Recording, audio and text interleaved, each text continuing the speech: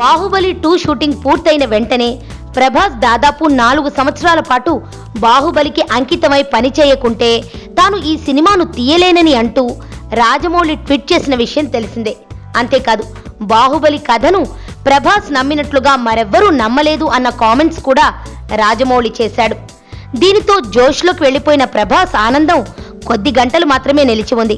ఆ తర్వాత రాజమౌళి ప్రభాస్కు పెట్టిన కండిషన్ విషయం తెలుసుకుని ప్రభాస్ మాత్రమే కాదు, అతడి అభిమానులు కూడా షాక్ అయినట్లు వార్తలు వస్తున్నాయి.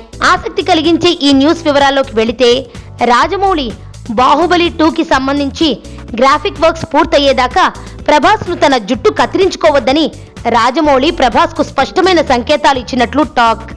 దీనికి కారణం, ప్రభాస్ పాత్రకు సంబంధించి గ్రాఫిక్ వర్క్స్ చేయిస్తున్నప్పుడు గ్రాఫిక్ టీం ఏదైనా సమస్యలు వ్యక్తం చేస్తే ప్రభాస్ క్లోజప్ షాట్స్ మళ్లీ తీయవలసి ఉంటుందని రాజమౌళి ఆలోచన అని అంటున్నారు.